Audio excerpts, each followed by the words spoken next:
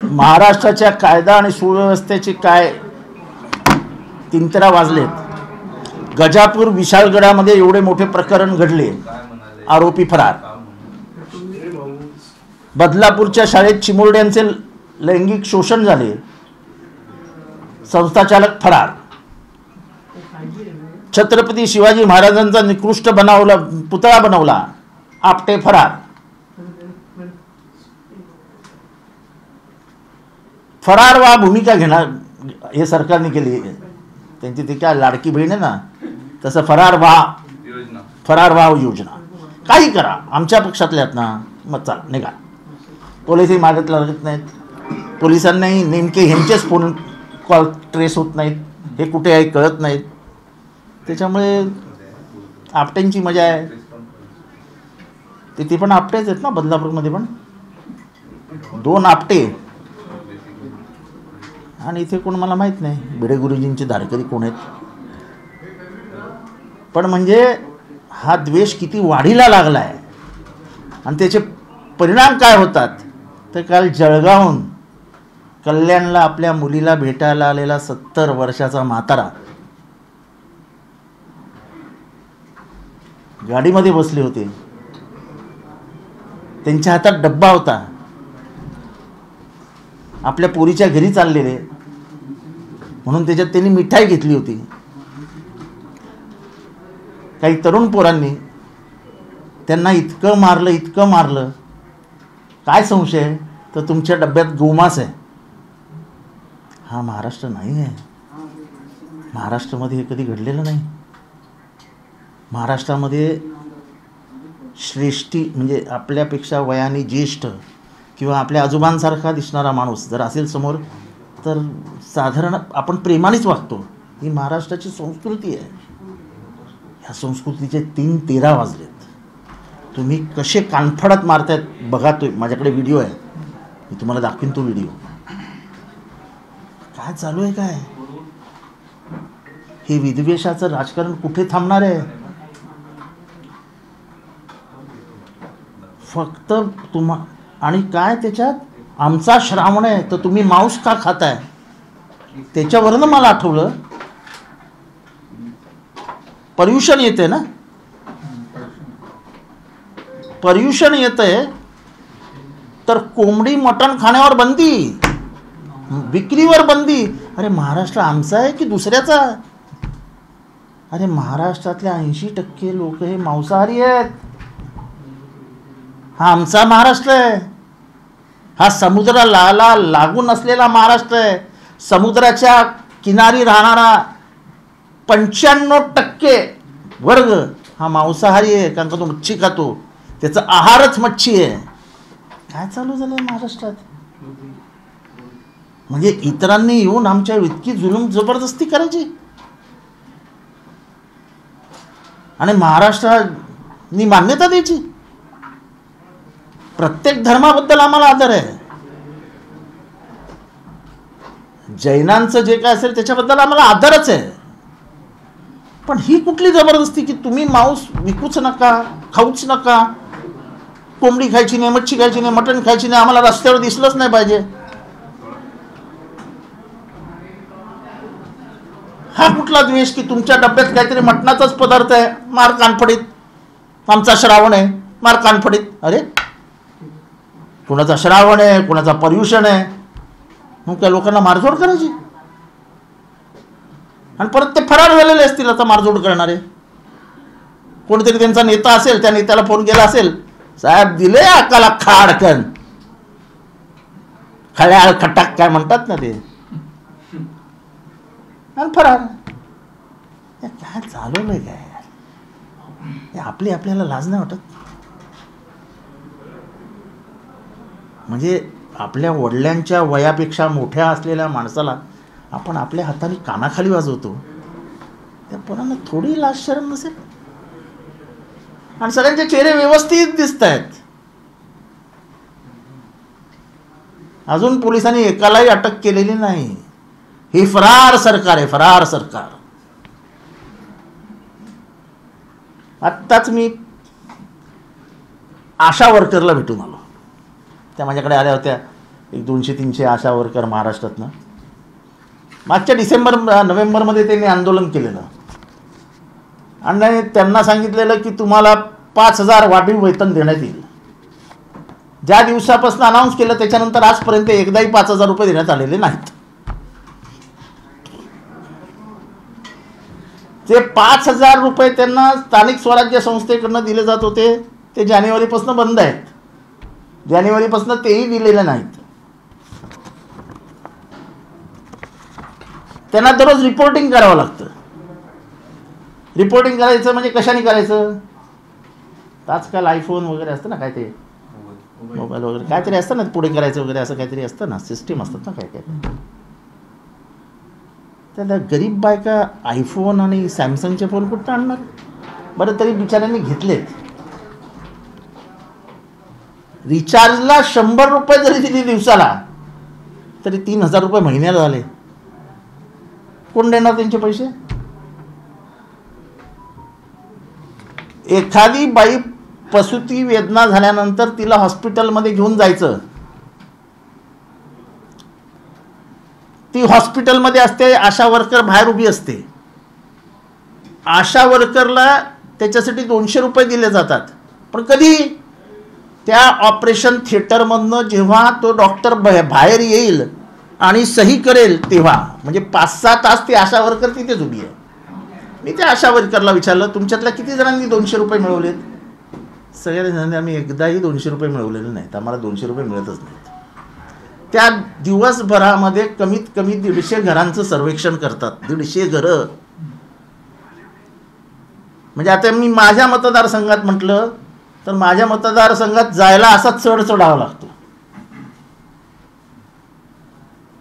माझ्याकडे व्हिडिओ आहे त्याचा. त्या म्हणतात, अहो माझी लाडकी बहीण ठीक आहे, पण आमचं वेतन तर द्या.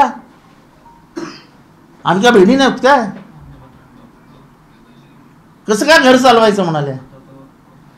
आणि ते केलं नाही आम्ही, काय ते फॉरवर्ड केलं नाही, ते वरच्या शिव्या देतात आम्हाला. Online reporting.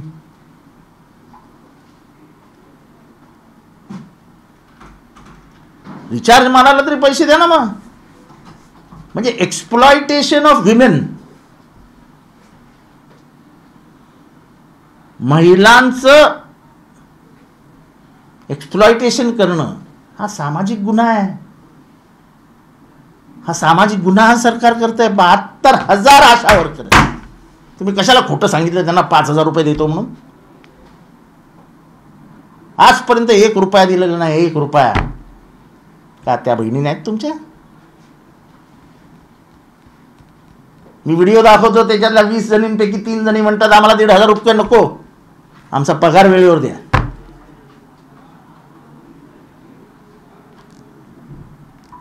पण त्याही पेक्षा महत्त्वाचं आहे एक्सप्लॉयटेशन ऑफ वुमेन. त्याला मराठी एक्सप्लॉयटेशनला मराठीत काय म्हणतात?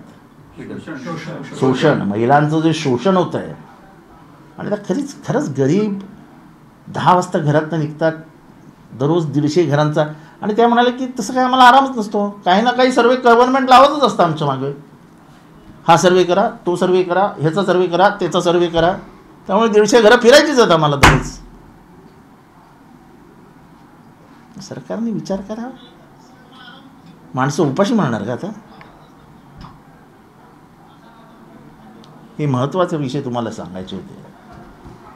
सर, जयदीप आपटे जो संपूर्ण छत्रपती शिवाजी महाराजांचा पुतळा दुर्घटनेत फरार झालेला आरोपी आहे, त्याच्या फेसबुक वॉलवरती पण एक छत्रपती शिवाजी महाराजांचं त्यांनी एक चित्र जे आहे ते ट्विट केलेलं, त्याच्यावरतून पण सगळी टीका टिप्पणी होते. परंतु त्याच्या फेसबुक अकाउंटवरती त्याने जे लाईक्स केलेले प्रोफाईल्स आहेत त्याच्यावरतून पण त्याची मानसिकता दिसून येते. खरं तर त्याने मनोहर भिडेंचं पेज लाईक केलेलं आहे, संभाजी भिडेंचं. त्याचसोबतच एकच मिशन ब्रिगेड खतम अशा पद्धतीचे फेसबुक पेजेस जे आहेत ते त्याने लाईक केलेले आहेत. असं आहे, तुम्ही महाराष्ट्रातले किती पुतळे बघितलेत माहीत नाही, पण माझ्या स्वतःच्या ऑफिसमध्ये 2 खूप मोठे पुतळे आहेत. आपण येता जाता नेहमी गेटवे ऑफ इंडियाचा पुतळा बघत असतो आणि त्याची चित्र म्हणजे फोटोजही बघत असतो. आजपर्यंतच्या एकाही फोटोग्राफमध्ये इथे महाराजांना खूप कळली आहे हे कुठे कोणी दाखवल्याचं मला तरी नाही दिसलं, माहीत नाही, कदाचित मी बघायला. त्यांनी त्या फेसबुक पोस्टवर लिहिलं आहे की त्याचा मित्र म्हणतो की तू हा घाव देखील दाखवलास. हा म्हणतो मी खूप अभ्यास केला त्याच्यावरती, इतिहास समजून घेतला, गुरुजनांकडनं समजून घेतला, तुमच्यासारख्या मित्रांनी मला सल्ला दिला आणि त्यानंतर मी दाखवला. म्हणजे त्याच्या मनामध्ये किती खोचक, म्हणजे मला शब्द नाहीत त्याला काय म्हणायचं त्या आपट्याला. म्हणजे खरं तर तो महाराजांवर वार नव्हता, तो प्रत्येक मराठी माणसाच्या मनावरचा वार होता. अफजल खानाचा वकील हा कुलकर्ण्या, अफजल खान पडल्यानंतर महाराजांवर धावून गेला आणि महाराजांनी त्याला बाजूला केलं, तरी त्यांनी दुसऱ्यांदा तलवार मारली, त्याच्यानंतर त्याचं मुंडकं महाराजांनी बाजूला केलं.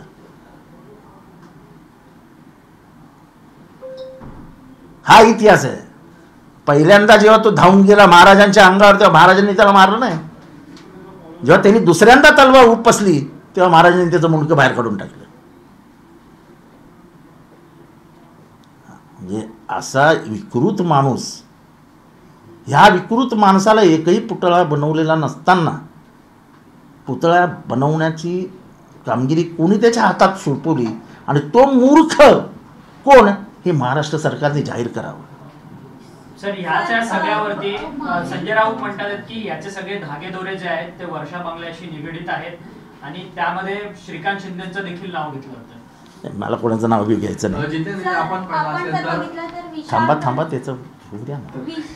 नाही, हा याच्यात एक महत्वाचा मुद्दा आहे, कारण मोदींनी ज्यावेळेस माफी मागितली त्यामध्ये त्यांनी याच्यासमोर सावरकरांची सुद्धा कोणी माफी मागत नाही हाही उल्लेख केला. पण पहिली गोष्ट म्हणजे मोदींनी जे येऊन सावरकर आणि शिवाजी महाराज यांना ह्याच्यात आणून जरा काय म्हणायचं काय होतं त्यांची माफी मागितलीच कशाला म्हण. माफी मागताना मी माफी मागतो, विषय संपला. मी माफी मागतो पण तुम्ही ह्याची माफी मागा, म्हणजे तुम्हाला ह्यांची माफी मागायचीच नव्हती. तुम्हाला झालेल्या घटनेबद्दल माफीच मागायची नव्हती, तुम्हाला एक कॉन्ट्रोवर्सी तयार करायची होती. जे प्रकरण समाजात चर्चेलाच नाही त्याचं प्रकरण चर्चेला आणायचं कशाला. ते प्रकरण लोकसभेच्या प्रचाराच्या वेळेसच्या आधीच संपलं. म्हणजे ते लहान पोरं मारामारी करतात ना, हा मी तुला एक फाईट मारली पण तू पण मला एक फाईट मारली आहेस, मग पिट्टमपाट झालेली आहे. अरे काय महाराजांबद्दल बोलतोय आपण, एवढा तो विचार मनात ठेवा. अशी नतमस्तक खून माफी मागायला पाहिजे होती महाराष्ट्राची की क्षमा करा, तर तुम्ही त्याच्यातही. सर, या जळगावच्या इन्सिडेंटमध्ये असं कळलंय की जो प्राईम अक्युज्ड जो मारतोय त्या विरुद्ध व्यक्तीला तो एक SRPF चा मुलगा आहे आणि ते सगळे मुलं मुंबईला पोलीसची एक्झाम द्यायला निघाले होते. अंशु आव्हाड. बघा, म्हणून मी म्हणतो कशी मानसिकता डेव्हलप होत चालली आहे. तुम्हाला आठवतं बोरिवलीच्या जवळ 4 लोकांना गोळ्या मारल्या होत्या एका SRPFच्या जवानांनी. तेव्हा असं पसरवलं गेलेलं की तो माणूस वेडा आहे. मला आठवतं मी पहिला माणूस होतो 15 मिनिटात सांगणारा की तो वेडा नाही, तो इस्लाम द्वेषी आहे, तो मुसलमानांचा द्वेष करत होता. मला खूप जणांनी ट्रोल केलं की कसं काय कळलं तुम्हाला, तुम्ही कसं काय असं काय बोलू शकता. त्यांनी डब्यात जाऊन दाढीवाल्या बघून मारले, टोपी घातली ठाप, कोणी दाढी वाढवली ठाप. आणि नंतर 6 महिन्यांनी सिद्ध झालं की त्याचं सगळं व्यवस्थित आहे, डोकं व्यवस्थित आहे, डोक्याच्या आतमधला मेंदू व्यवस्थित आहे, सगळं व्यवस्थित आहे. हे जे वाढवतो ना आपण, त्याच्यातनं कुठली पिल्लावळ जन्माला येते हे ध्यान ठेवा. उद्याचा पाकिस्तान आपण निर्माण करतो आहोत, उद्याचा पाकिस्तान आपण निर्माण करतो आहोत. जितेंद्रजी, आपण पाहिलं असेल तर तानाजी सावंत यांचं एक वक्तव्य शेतकऱ्यासंदर्भात, एक शेतकरी व्यथा मांडत होता त्याची, आणि त्यात तानाजी सावंत त्याला असे म्हणले की तू तुझ्या अवकातीत राहून बोल. बरोबर ना, गरिबाची किंमतच नाही ना महाराष्ट्रात. त्याची अवकात काय अडाणी अंबानी एवढी नाही आहे, त्यांनी कशाला बोलायचं महाराष्ट्रात होतात. सर, आपण वक्तव्य हे सेन्सिटिव्ह नाहीये. अहो यांना कसलं पडलंय, शेतकरी, शेतमजूर, हमाल, महिला, कसलं पडलंय यांना काय? 50% बोला. तानाजी सावंतांना त्या शेतकऱ्यांनी सांगितलं असतं ना, माझ्या लागवडीतला 50% तुम्हाला देतो, लगेच त्याला कोपऱ्यात घेतला असता. बोल काय काय करायचं आपण? 50% खाली काय बोलायचंच नाही. आता कुठलाही विषय असेल 50%. तुमची सुनावणी सुद्धा 3 सप्टेंबरच्या आसपास आहे. अपेक्षा काय आहे? काही अपेक्षा राहिलेल्या नाहीत. काही अपेक्षा सर्वोच्च न्यायालयाकडनं नाहीत. मी अपेक्षा करणं सोडून दिलेलं आहे. आता महाराजांच्या आशीर्वादाने लोकांमध्ये जाऊया आणि हे सरकार जावं ही महाराजांचीच इच्छा आहे. सर, तानाजी सावंतने एक वादग्रस्त वक्तव्य केलं आहे की राष्ट्रवादी म्हणजे अजित पवारांचा गट यांच्या नेत्यांसोबत किंवा राष्ट्रवादी अजित पवारांसोबत बसलं की बाहेर आल्यावर उलटी येते, उलटी बाहेर आल्यावर मळमळ उलटी होते. मळमळ. अशा पद्धतीचं वक्तव्य केलंय. म्हणजे नेमकं माहिती चाललं तरी काय? मला काय करायचं? त्यांना उलटी होते का आतमध्ये जाते? मला काय करायचंय? मी कोणाला विचारता? मला उलटीच्या गोळ्या त्यांनी घ्याव्यात असं वाटतंय का? नाही, म्हणजे हे बघा, नाही, हा तुम्हाला सोडून नाही, त्यांच्यामध्ये ते बोलतायत, गणेश हाके बोलतायत की असंघाशी संघ एनसीपीला म्हणजे अजित पवारांना जवळ घेऊन. तुमच्यावर मला वाटतं का त्यांना आत्मसन्मान काही? नाही, मला त्याच्याबद्दल काही बोलायचं नाही. पण आपल्या एका सहकार्याबद्दल असं बोलणं हे माणुसकीला धरून नाही. ठीक आहे, माझं अजित पवारांचं जे काय आहे ते आहे, ते कधी माझं काही बदलणारही नाही आणि नाही. पण एक आपला सहकारी जो आपल्यात बसतो, आपली 1000 कामं त्याच्याकडे असतात का? अजित पवारांनी तुमची 3 लाखाला मिळणारी गाडी 30 लाखाला घेता येणार नाही, फायलीवर सही केली नाही म्हणून तुम्हाला उलटी येते का? आता दुर्दैवाने अजित पवारांच्या बाजूने बोलणारी माणसंच नाहीत ना ही धमधडाक्याची. काय भांडण झालं त्या दिवशी कॅबिनेटमधनं मध्ये, आणि ते कशावरनं झालं? त्या भांडणाचं मेन कारण तानाजी सावंत होते. आम्हाला काही बोलायचं नाही त्यांच्यामध्ये. लढतायत पेलवान, कुस्ती खेळतायत, खेळू द्या, आमचं काही म्हणायचं नाही. पण हे बोलणं की त्यांच्या बाजूला बसल्यावर मला उलटी होते, हे म्हणजे हे माणसाला सुचतं कसं? अरे तुमची प्रत्येक फाईल त्याच्याकडे जाते ना, त्यांच्याकडे जाते ना सहीला, मग त्याच्यावर उलटी येते का तुम्हाला? उलटी म्हणजे उलटी पडलेली असते का त्याच्यावर? इतके घाणेरडे विचार कसे असू शकतात माणसांचे? सर, पतंजली टूथपेस्ट मध्ये मांसाहारी घटक असल्या वकिलांचा दावा आहे.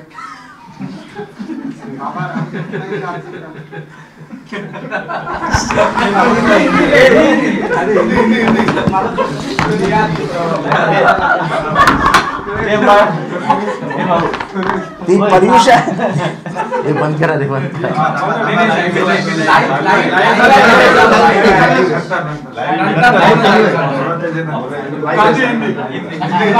जिस तरीके का मोर्चा होगा उसको किस बीजेपी कह रही है कि प्रधानमंत्री ने माफी मांग लिया, मुख्यमंत्री ने माफी मांग लिया. एक तो पहली चीज है ये है कि माफी मांग के महाराष्ट्र के ऊपर एहसान किया क्या? एहसान किया? उन्होंने माफी नहीं मांगी, उन्होंने खेल खेला. हम मराठी आदमी है, हम बहुत प्यार करते हैं, हमारा दिल भी बहुत बड़ा है, लेकिन हम पागल नहीं है. जिस तरीके से माफी मांगी गई और उसको जो जोड़ा गया, उसको जोड़ने की कोई आवश्यकता ही नहीं थी. अपमान पूरे महाराष्ट्र के मिट्टी का हुआ है. ये जयदीप आपटे कौन है? आपटे फापटे, उसको किसने दिया ये पुतला बनाने के लिए? अरे वो दोषी है ना. जयदीप आपटे फरार है. कौन सी सीबीआई, कौन सी एजेंसी उसको सर्च कर रही है? पूरा घर फरार है. विशालगढ़ में जिसने किया वो फरार है. बदलापुर की जो संस्था चालक है आपटे, वो फरार है. अभी ट्रेन में एक बुड्ढे को मारा है, वो फरार है. क्या चालू क्या है महाराष्ट्र में? 70-75 साल के बुड्ढे के मारा जाता है कह कि तुम्हारे पास मांस है, मटन है, गोमांस है. और उसको मारते समय का वीडियो देखिए. वो बच्चों का बाप लगता है, बाप नहीं दादा लगता है. और उसको 5-6 लोग ठाप ठाप ठाप ठाप कान के नीचे लगा रहे। अरे क्या है ये महाराष्ट्र? ऐसा नहीं है यार, हमारा महाराष्ट्र बहुत अच्छा है। ये महाराष्ट्र को मैंने कभी देखा नहीं है। ये जो प्रदर्शन हो रहा है वो महाराष्ट्र को बदनाम कर रहे हैं। पूरे दुनिया में हमारी एक इज्जत है। हमने कभी दंगाइयों को साथ नहीं दिया है। तुमको नफरत होगी किसी धर्म से, लेकिन मारने का अधिकार किसी के बाप को नहीं है। क्या चालू किया है? सरकार का कोई वचक ही नहीं है, सरकार किसी को लगा भी नहीं लगाती, तो यही होगा। नहीं, आपने कहा फरार हो जाओ अभियान। हाँ, सरकारी अभी आपटे किसका आदमी है? आदर्श स्कूल का आपटे किसका आदमी है? अरे पुलिस केस नहीं रजिस्टर करती है। एक छोटी लड़की को जिसके ऊपर अत्याचार हो गया उसको स्कूल में लेके जाती है और उसको स्कूल में पूछती है इधर हुआ क्या, इधर हुआ, इधर हुआ। अरे उसकी मानसिक स्थिति तो देखिए। मैं आज जिम्मेदारी के साथ कहता हूं कि अगले 20 साल तक वो लड़की ये भूल नहीं पाएगी। ये जख्म जो उसके दिल पे हुई है, अपने को लगता है वो बच्ची है, लेकिन जैसे जैसे वो आगे बढ़ती जाएगी, जैसे जैसे उसका डेवलपमेंट, मेंटल डेवलपमेंट होते जाएगा, वैसे वैसे वैसे उसके दिल पे और असर होता जाएगा। ये सोचो। और साहब, कल आप लोग महाराष्ट्र के लिए मोर्चा निकालने वाले हैं, लेकिन सरकार पुलिस परमिशन नहीं दे रही है। पुलिस परमिशन को पूछता कौन है? मोर्चा निकालने वाले हम ऐसे ही निकालते हैं। क्या करेंगे? पुलिस अंदर लेके जाएंगे ना, उससे ज़्यादा कुछ करते नहीं है। और अंदर जाने की तैयारी है हमारी।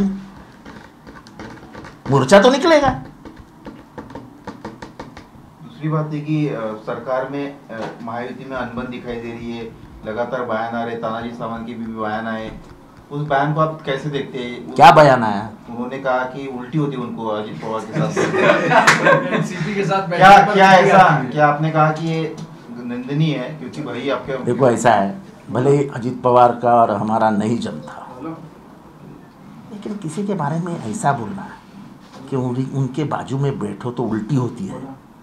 ये उल्टी को कुछ हिंदी में शब्द होगा ना, उल्टी है।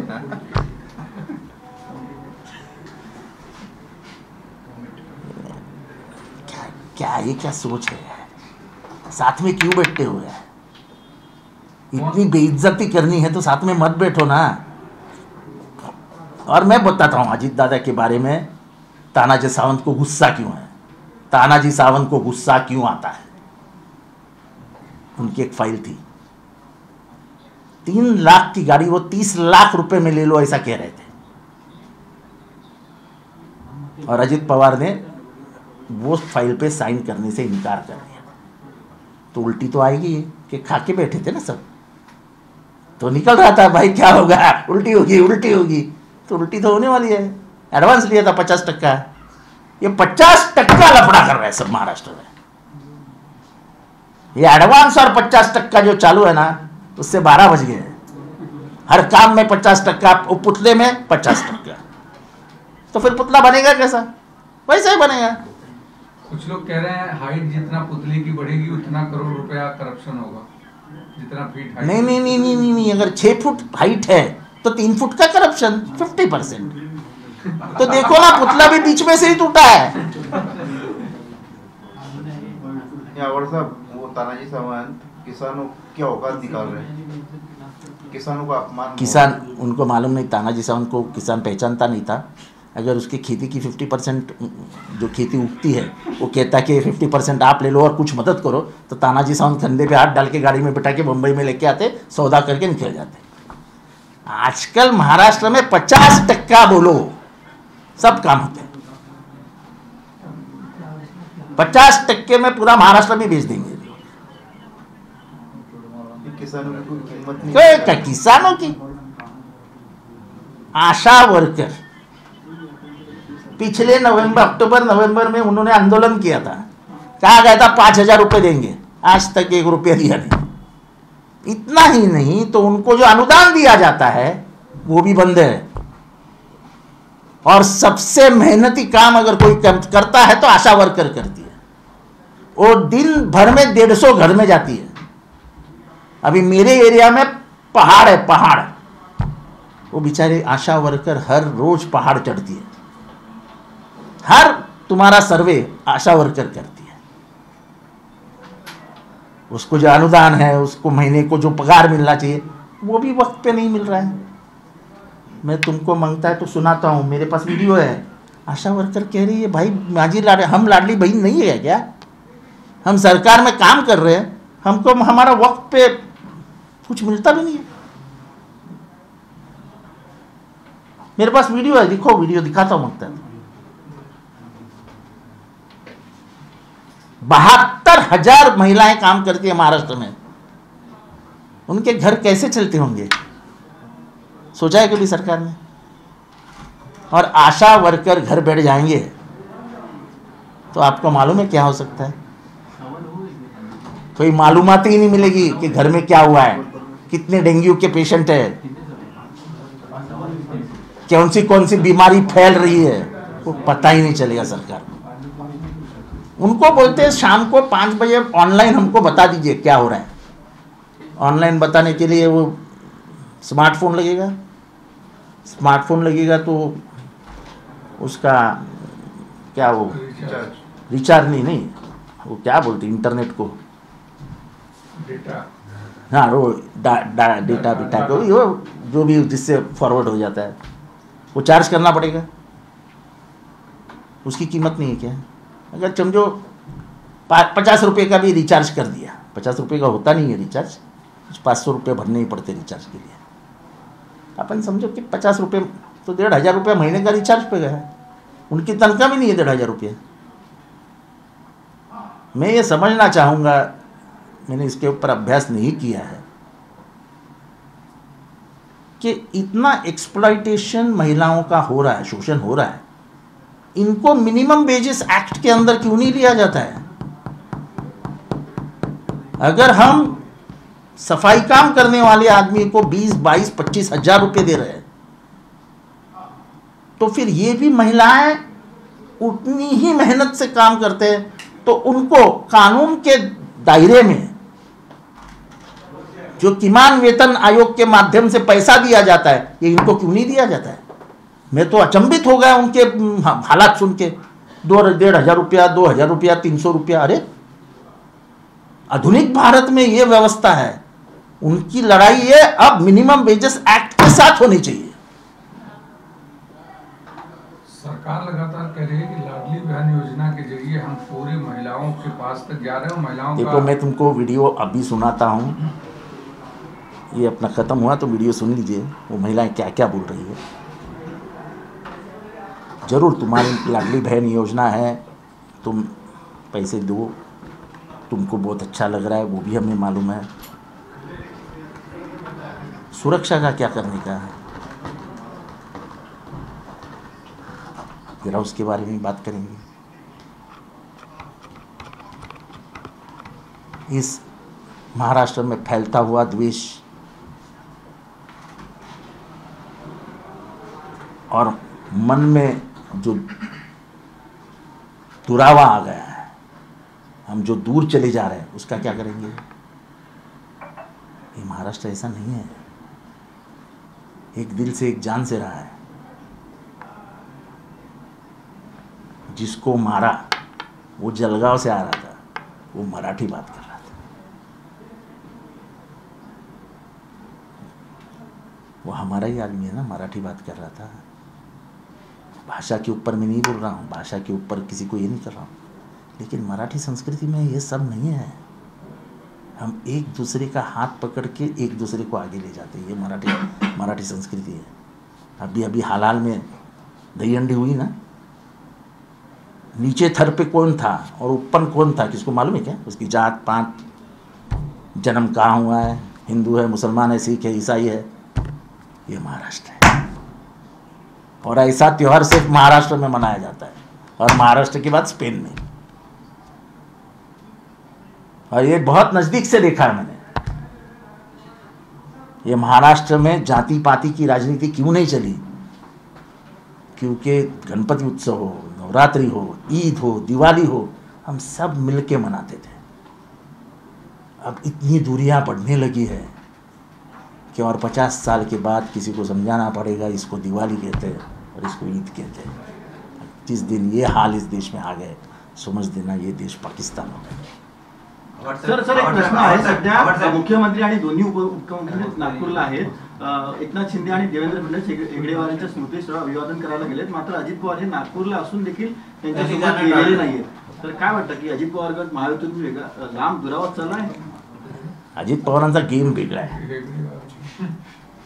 अजित पवारांचा गेम वेगळा आहे, तो तुम्हाला नाही समजणार। जाणं टाळलंय त्यांनी। तुम्ही जेव्हा मोदी शहांना भेटता तेव्हा तुम्ही कोणाला भेटता? कुठल्या विचारसरणीला भेटता? शहा RSS मधनं आहेत, मोदी RSS मधनं आहेत, हेगडेवार गोळवळकर यांना समजून घेणारे मोदी आणि शहा आहेत। तुम्ही हेगडेवारांकडे न जाता मी काय RSSच्या जवळ गेलेलो नाही, मोदी शहांना भेटता कशाला? तुम्ही दररोज देवेंद्र फडणवीसांबरोबर चहा पितात, तुम्ही जाऊन नितीन गडकरींना भेटतात, नितीन गडकरी असे अभिमानाने सांगतात मी RSSचा सेवक आहे, स्वयंसेवक आहे आणि मला अभिमान आहे, मी संघाचा माणूस आहे। भेटता ना, मग हे नाटक कशाला करायचं?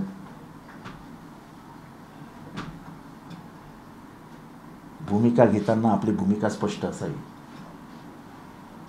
स्पष्ट। पडद्याच्या मागे एक आणि पडद्याच्या बाहेर एक अशी भूमिका कधीही ठेवू नका, पडदा कधीही फाटतो। उद्या महाविकास आघाडीचा जोडे मारो आंदोलन आहे, आपली प्रतिक्रिया? आम्ही जोडे मारणार। पोलीस परवानगी नाकारली पण तुम्हाला? जोडे मारायला कुठे पोलिसांची परवानगी लागते? काय तरी तुम्ही प्रश्न विचारता यार। अजित पवार असं मी चालत चालत गेलो, काढला जोडानं मारला, काय करणार पोलीस? काय प्रश्न आहे का तुमचा? अजित पवार आज नागपुर में होते हुए भी अजित पवार हेगड़ेवार भवन नहीं देखो ऐसा उनको दिखाना चाहते हो कि मैं संघ से दूर हूँ। देवेंद्र फडणवीस RSS का प्रोडक्ट नहीं है, मोदी शाह जी RSS के प्रोडक्ट नहीं है। जिनके साथ आप बैठते हो मिनिस्ट्री में वो कभी शाखा में नहीं गए थे?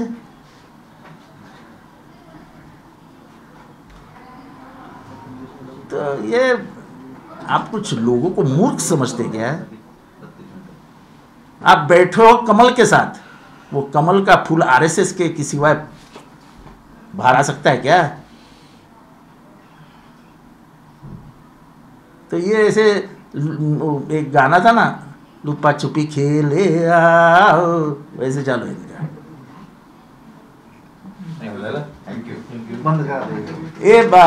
आपल्या इथे तू व्हिडिओ मागव, तू काढलास ना व्हिडिओ? ठीक आहे, काढला का?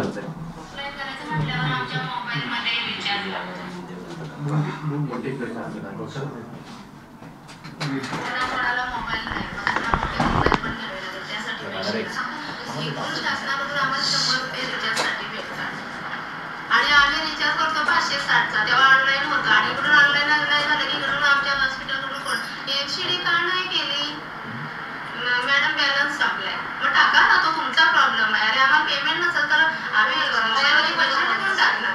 घरचे लोक बोलायचे कामं सोडा आणि बसा घरी। डेंग्यू पेशंट मिळाला की आम्हाला 10 वाजता आम्हाला फोन यायला की ते पेशंट सगळं घ्यायचं।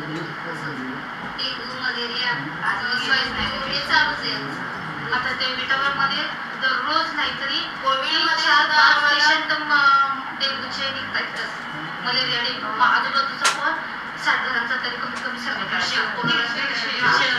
स्टाफ वगैरे आहे का जाऊन चेक करायचं, त्यांचे रिपोर्ट घ्यायचे, ते माझ्याकडे स्लाईड घ्यायचे। सकाळी किती वाजता कामावर होतं? 10 वाजता 10:30ला।